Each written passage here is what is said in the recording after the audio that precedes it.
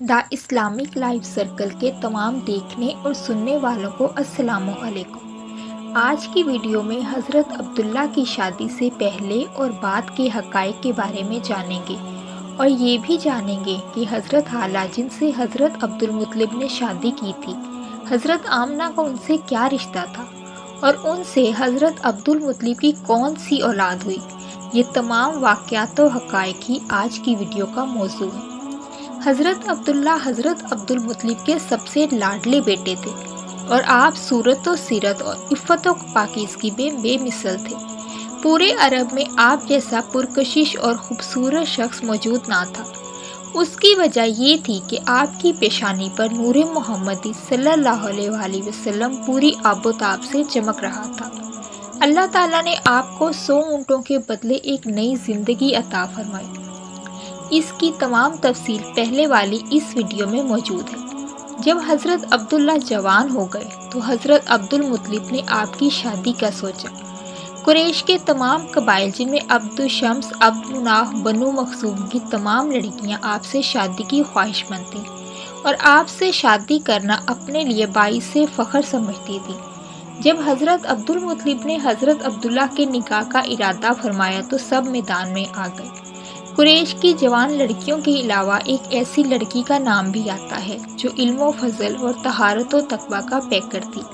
راوی اس کا نام ام قتال بنت نوفل بتاتے ہیں اور وہ ورقہ بن نوفل کی بہن تھی جو انجیل اور پرانی کتابوں کا عالم تھا، اور اس نے اپنے بھائی ورقہ بن نوفل سے حضرت عبداللہ کے نور محمدی کے متعلق سن رکھا تھا۔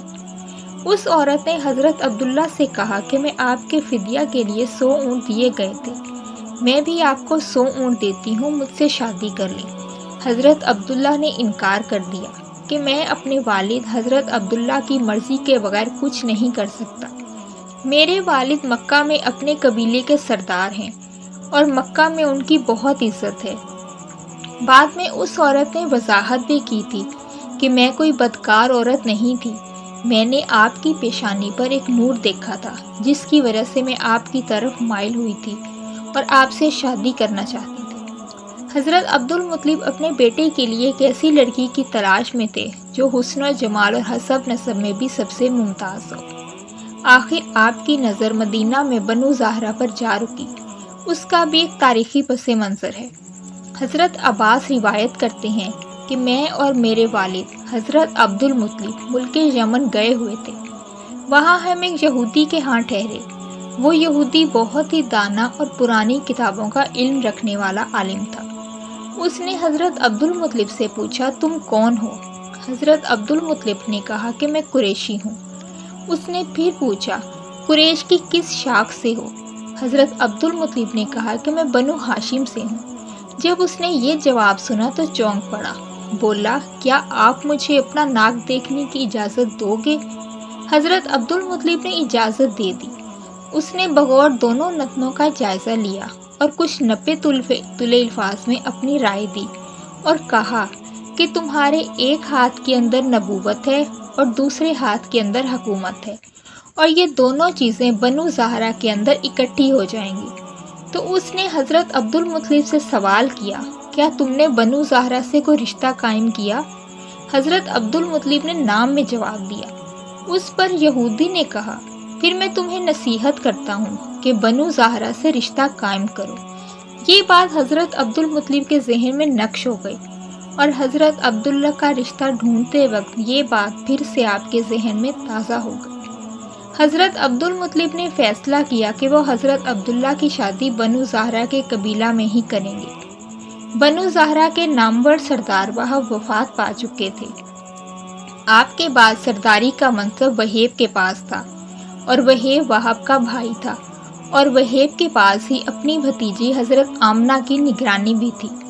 حضرت آمنہ کے مقدر چمکنے والے تھے کیونکہ اللہ نے آپ کو ایسے اعزاز کے لیے چن لیا تھا جو اس سے پہلے کسی کو نہ ملا تھا اور نہ اس کے بعد کسی کو ملا اور نہ ملے گا۔ حضرت عبدالمطلب نے وہیب سے حضرت عبداللہ کے لیے حضرت آمنہ کا رشتہ مانگا جو انہوں نے خوشی سے قبول کر لیا۔ یوں حضرت عبداللہ کا رشتہ حضرت آمنہ سے طے ہو گیا۔ روایت میں آتا ہے کہ حضرت عبدالمطلب نے وہیب کی بیٹی حالہ سے اپنی شادی کی۔ حضرت حمزہ اور حضرت صفیہ حالہ کی اولاد میں سے ہیں۔ حالہ اور حضرت آمنہ چچا زاد بہنیں تھیں۔ اس طرح حضرت حمزہ حضرت محمد صلی اللہ علیہ وسلم کے چچا بھی تھے اور کزن بھی۔ حضرت عبداللہ ابن عباس سے روایت ہے کہ ایک بار حضرت عبدالمطلب حضرت عبداللہ کو ایک کاہنہ کے پاس لے گئے جس کا نام فاطمہ تھا، جو پرانی کتابوں کا علم رکھنے والی ایک عورت تھی۔ جب اس نے حضرت عبداللہ کے چہرے پر نظر ڈالی اور پیشانی پر نور دیکھا تو آپ سے شادی کی خواہش مند ہو گئی، تو حضرت عبداللہ نے انکار کر دیا۔ جب حضرت عبداللہ کی شادی حضرت آمنہ سے ہو گئی تو نور محمدی حضرت آمنہ میں منتقل ہو گیا۔ کچھ دنوں کے بعد حضرت عبداللہ کا ذکر اسی کاہنہ عورت کے پاس سے ہوا۔ اس بار اس عورت نے آپ کی طرف مڑ کر دیکھا بھی نہیں۔ حضرت عبداللہ حیران ہوئے اور پوچھا کہ کیا وجہ ہے؟ اس دن مجھے نکاح کی دعوت دے رہی تھی اور آج میری طرف دیکھ بھی نہیں رہی۔ تو اس عورت نے جواب دیا کہ میں ایک نور کی وجہ سے آپ کی طرف مائل ہوئی تھی جو کسی خوش نصیب کو مل چکا ہے۔ میری یہ خواہش تھی کہ وہ نور مجھے ملے، لیکن ایسا ممکن نہ ہوا۔ روایت کے اندر آتا ہے کہ قریش کی وہ تمام لڑکیاں جو آپ سے شادی کی خواہش مند تھیں، حضرت عبداللہ کا نکاح ہونے کے بعد اس غم سے بیمار ہو گئی۔ حضرت آمنہ اور حضرت عبداللہ کی شادی رجب کے مہینے میں پیر کے دن ہوئی۔ شادی کے کچھ مہینوں بعد حضرت عبداللہ قافلہ تجارت کے ساتھ روانہ ہو گئے اور انہی دنوں میں نور محمدی صلی اللہ علیہ وسلم حضرت عبداللہ سے حضرت آمنہ میں منتقل ہوا، اور اس مقدس نور کی وجہ سے حضرت آمنہ کی پیشانی چمک اٹھی اور آپ کی زندگی کے اندر بہت سی تبدیلیاں رونما ہوئیں۔ حضرت عبداللہ کا قافلہ جب ملک شام سے واپس روانہ ہوا تو مدینہ کے اندر بنو عدی بن نجار میں حضرت عبداللہ بیمار ہو گئے تو وہیں رک گئے۔ کچھ دن اسی بیماری میں رہے اور انتقال کر گئے۔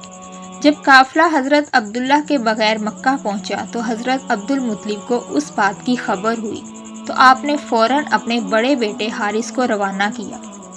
جب حارث مدینہ پہنچے تو حضرت عبداللہ اس دنیا سے جا چکے تھے۔ حضرت عبدالمطلب کو اپنے بیٹے حضرت عبداللہ کی وفات کا بہت دکھ ہوا۔ اسی وجہ سے آپ حضرت محمد صلی اللہ علیہ وسلم سے بہت زیادہ محبت کرتے تھے کہ آپ صلی اللہ علیہ وسلم اپنے لاڈلے بیٹے حضرت عبداللہ کی نشانی ہے۔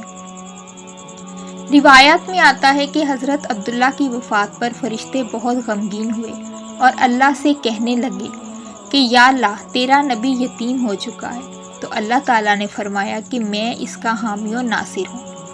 حضرت عبداللہ نے ترکے کے اندر ایک لونڈی ایمن جس کا نام برکہ تھا کچھ اونٹ اور کچھ بکریاں چھوڑیں جو بعد میں حضرت محمد صلی اللہ علیہ وسلم کو ملی۔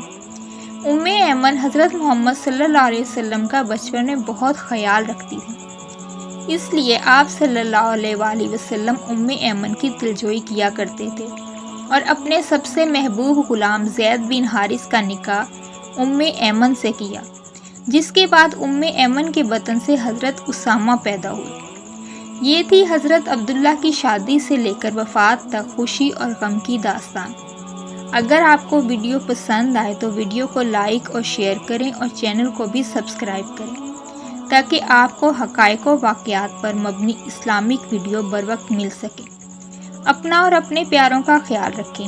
اللہ ہم سب کا حامی و ناصر ہو۔ حاضر ہوں گی ایک اور ویڈیو کے ساتھ، تب تک اللہ حافظ۔